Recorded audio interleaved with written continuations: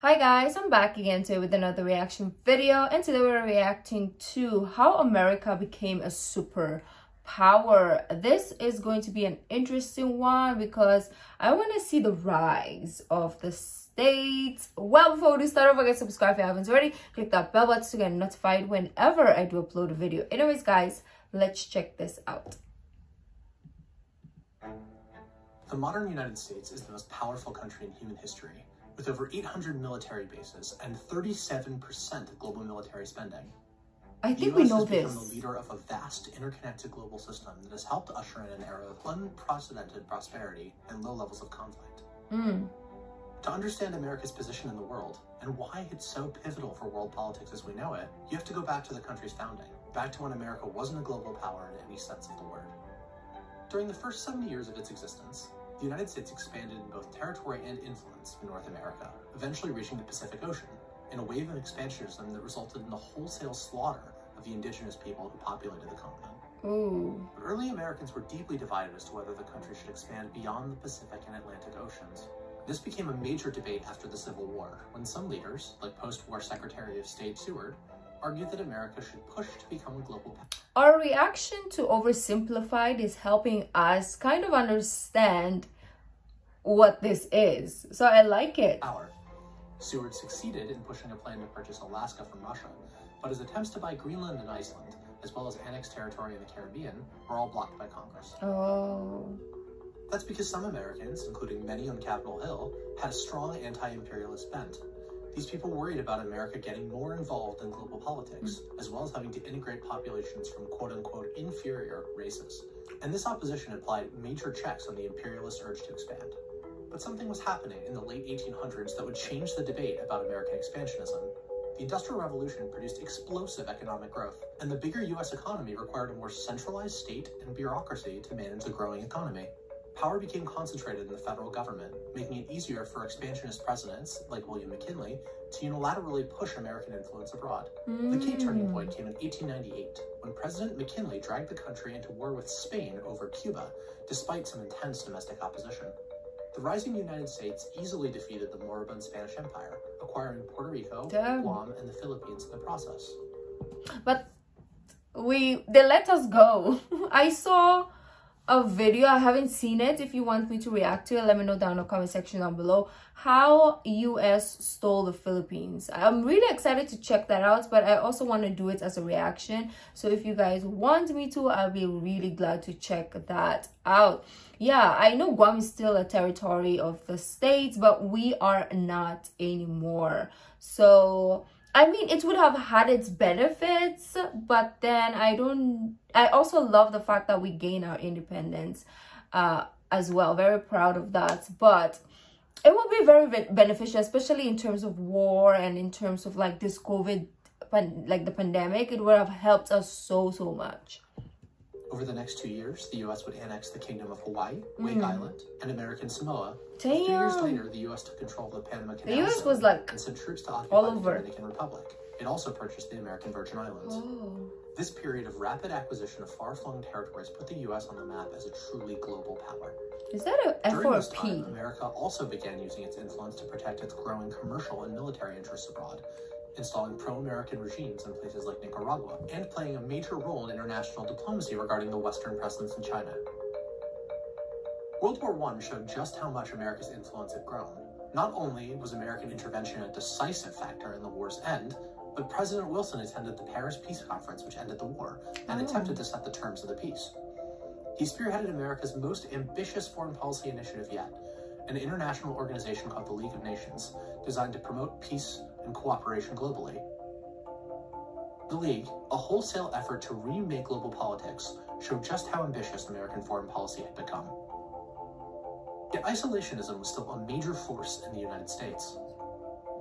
Congress blocked the United States from joining the League of Nations, dooming Wilson's project. During the Great Depression and the rise of Hitler, the U.S. was much more focused on its own region than on European affairs. Ultimately, America's ever-growing entanglements abroad made it impossible for it to stay out of global affairs entirely. In East Asia, the growing Japanese Empire posed a direct threat to American possessions and troops, bringing the United States... Japan took over the Philippines as well. And then I believe, if I remember correctly, in my history class, which I hated, I believe US was the ones who helped us gain independence from the Japanese. States and Japan into conflict. This culminated in the Pearl Harbor attack, bringing the United States into World War II. World War II would transform America's global presence forever. The United States was the only major power to avoid economic ruin during the war. Damn, that's good. And it was the sole country equipped with atomic weapons. As such, it was in a unique position to set the terms of the peace. And, with the aim of preventing another war in mind, it took advantage. America is like the... Now, and also back in the days, they were like the soldiers of the other small countries, right? They were the ones like protecting. I mean, like they got benefits as well because they wanted to get that piece of land, but at the same time they were kind of like helping those little countries like us in the Philippines. They really helped a lot. I mean, they did their fair share of colonization, but also they definitely did a lot of work. I think they fought off Spain and also Japan, so props. And until now they have a lot of countries, and it's, I mean, yes, they have their, you guys have your bad reputation and all that, but for the most part it's great. It's a great help, especially to countries that can't help themselves or fight for themselves. A famous example of this is the creation of the United Nations. The UN Charter set up a system of international law prohibiting wars of conquest, like the ones waged by the Nazis and the Japanese. It also served as a forum in which the international community could weigh in on disputes and help resolve them. This way, the Americans hoped, great powers could resolve their differences through compromise and law rather than war. What is this? What is that? Oh, it's like a server. But while the UN is the most famous of the post-war institutions, it isn't the only one. 730 delegates from all 44 allied nations came together in a small vacation haven in New Hampshire. This is 1950, to establish 44. a global financial system that would prevent another Great Depression and World War. The resulting agreement, called the Bretton Woods Agreement, ultimately became the backbone of the global financial system. Oh, wow. Resulting in the World Bank and the International Monetary Fund. By creating these institutions, the United States committed itself to being deeply involved in the world's problems. Very involved. The issue, though, is that the world's second largest power, the Soviet Union, saw things differently. World War II had made allies out of the democratic West and communist East in the fight against Hitler, but that couldn't last. The United States saw Soviet expansion in Eastern Europe and elsewhere as a direct threat to its vision of a free-trading, democratic world. To a substantial degree, in one form or another, socialism has spread the shadow of human regimentation over most of the nations of the earth. And the shadow is encroaching upon our own liberty. Fearful of Soviet intentions towards Western Europe, the US and other European nations created the North Atlantic Treaty Organization, a military alliance meant to stop Russia from invading other countries in Europe. Well, that's smart. Globally, the US committed to a strategy called containment, so called because it was aimed at containing the spread of communism everywhere on the globe. This new global struggle meant that the US had to exert influence everywhere, all the time. Instead of disbanding the massive military machine created for World War II, the wheels mostly kept turning. Wow. Damn! This had... How... Like, from the get-go, US was so smart with your plays. Like, if you're playing chess with the States, they are like 2 steps ahead of you, or even 10 steps ahead of the opponents. I see, I can speak English. 2 main results. First, the US was pulled into unlikely alliances with countries like Saudi Arabia, Israel, and South Korea. Oh, unlikely. Seeing each of them as bulwarks against communist influence in their region. Secondly, the US began intervening, often secretly, in dozens of countries to contain Soviet influence. Sometimes this meant propping up sympathetic dictators, like in Iran.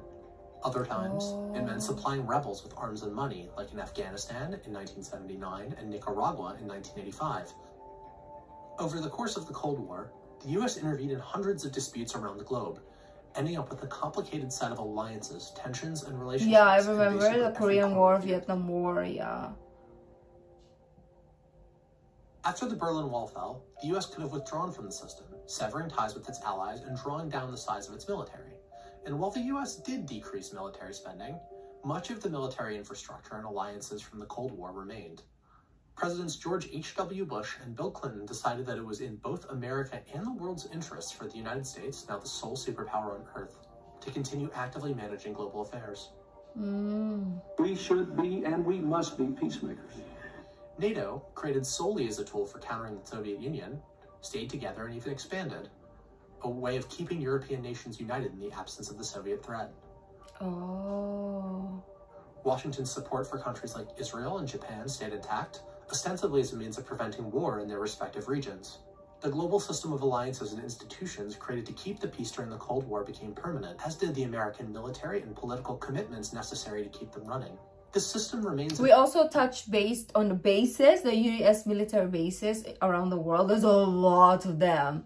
And like I said, and I will say again, smart move. In operation today, and no leading American politician since the Cold War has seriously called for dismantling it. Except, perhaps, for Donald Trump. Trump has said contradictory things about these commitments, but he's consistently argued he's that gone American now, allies so are not paying the US enough for its protection, and questioned the value of free trade. That calls NATO and even the World Trade Organization into question. At some point, we have to say, you know what? We're better off if Japan protects itself against this maniac in North Korea. We're better off, frankly, if... Damn, this guy, he just called, what's his name again? Maniac. Oh my gosh. If South Korea is going to start to protect itself. Saudi Arabia? Saudi Arabia, absolutely. This is a sharp divergence from the consensus that has dominated US foreign policy since 1945, and something closer to the isolationism that came before it. So will President It's Trump... like making friends or making acquaintances with people. Actually, friends is the best word. It's good to have friends because you have a backup and you also, like, you help each other. Friends help each other, right? So these countries are helping each other, and US is helping these countries, and these countries are helping US. So if something arises, you have a lot of like people to help you out.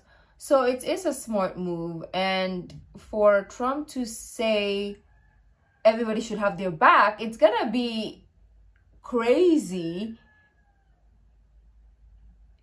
if, let's say, everybody just fights for themselves. Because, yeah, I don't know what I'm saying. Act on some of candidate Trump's ideas and reverse decades worth of institution building and alliances. We'll find out soon enough. Okay, so let's see. Excuse me. Okay guys, that was a really eye-opening as per usual. It's really interesting to see all this information or histories that we keep learning about. Let me know if there's other videos you want me to check out. If you like this video, don't forget to give this video a thumbs up. Subscribe if you haven't already. Leave in the comment section down below what other videos like to react to. The original link of this video will be in the description box down below, so as my social media links. So guys, I'll see you in the next video. Bye.